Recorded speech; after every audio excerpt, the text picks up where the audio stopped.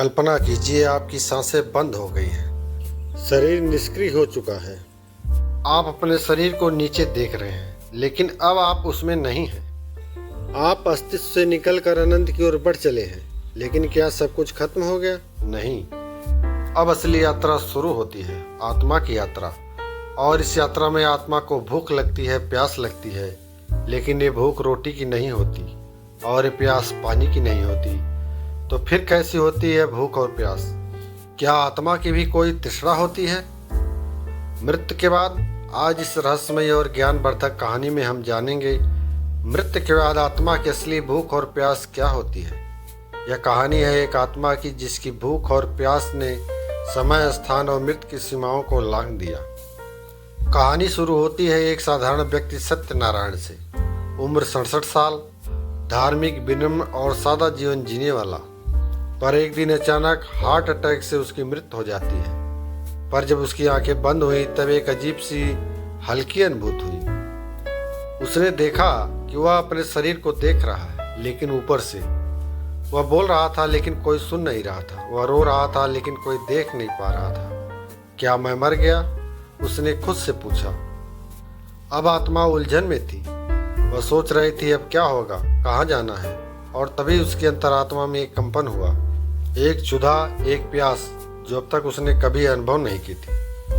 मृत्यु के बाद सत्यनारायण की आत्मा को सबसे पहले भूख लगी, लेकिन वह भूख भोजन की नहीं थी, वह भूख कर्मों की पूर्णता की थी। उसने देखा कि उसने अपने जीवन में कई काम अधूरे छोड़े थे। उसका बेटा उससे अंतिम बार गले नहीं मिला था। उसने अपनी पत्नी से एक जरूरी माफ़ी नहीं मांगी थी। उसने अपनी माँ के श्राद्ध पूरे विधि से नहीं किए थे। अब उसकी आत्मा तड़प रही थी। काश एक बार और मौका मिलता तो मैं सब ठीक कर देता। यह आत्मा की पहली भूख होती है, पश्चाताप की भूख। यह भूख केवल संतोषजनक कर्मों से मिलती है, लेकिन अब शरीर नहीं था, सिर्फ आत्मा थी और अधूरे कामों का बोझ। कुछ दिनों बाद सत्यनारायण की आत्मा ने महसूस किया अब एक और तृष्णा हो रही है, एक ऐसी प्यास जो उसके मन को झुलसा रही थी।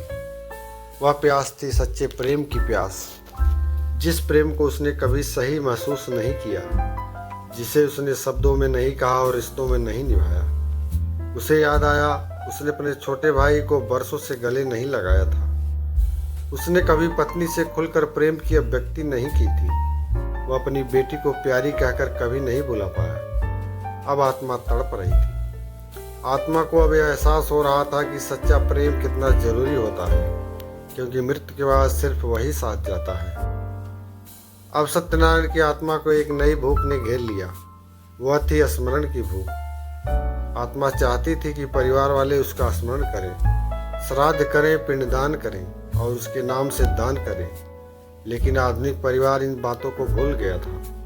बेटा अमेरिका में था, बेटी बिजी थी, पत्नी अकेली रह गई थी। अब आत्मा एक छाया बनकर अपने ही घर में भटक रही थी। कोई मुझे याद करे, कोई मुझे तर्पण दे, कोई कहे प्रत्यदेवो भव। क्योंकि आत्मा की यह भूख केवल तभी मिटती है जब जीवित लोग उसे स्मरण करें। और शास्त्रों के अनुसार पिंडदान, तर्पण, श्राद्ध से आत्मा को ऊर्ध्वगति मिलती है। अब आत्मा बहुत थक चुकी थी। उसने भूख भी झेली, प्यास भी सहन की, पश्चाताप भी किया, लेकिन अब उसकी आत्मा को एक नई प्यास ने जकड़ लिया था, मोक्ष की प्यास। उसने देखा कि जब तक उसकी आत्मा बंधनों से मुक्त नहीं होती, वह बार बार जन्म लेगी। अब उसे केवल एक ही तृष्णा थी, न पुनर्जन्म की, न यश की, न परिवार की, केवल मोक्ष की। वह प्रभु के चरणों में जाना चाहती थी। लेकिन अब ये संभव तभी था जब उसका परिवार धर्म के अनुसार उसका तर्पण करता और वह स्वयं अपने कर्मों को स्वीकार करके क्षमा मांगती। आखिरकार एक दिन उसकी पत्नी ने एक ब्राह्मण के माध्यम से उसका तर्पण करवाया। उसके बेटे ने वीडियो कॉल पर श्राद्ध देखा और आंखों से आंसू लिए पिताजी को स्मरण किया। बेटी ने एक मंदिर में दान दिया और प्रार्थना की। यह सब देखते ही आत्मा में शांति की लहर दौड़ गई। अब वह हल्का महसूस कर रही थी। उसकी भूख शांत हो रही थी, उसकी प्यास मिट रही थी। तभी एक दिव्य प्रकाश प्रकट हुआ, जिसने उसके भीतर से पुकारा, अब समय है, लौट चलो मोक्ष की ओर। और वह आत्मा एक नई रोशनी में विलीन हो गई, शांत, संतुष्ट और मुक्त। तो मित्रों, यह कहानी काल्पनिक नहीं, सत्य के बेहद करीब है। शास्त्रों में कहा गया है, अन्नम नैव भुज्यन्ते तत्र पिंड एव तृप्तिकारकम।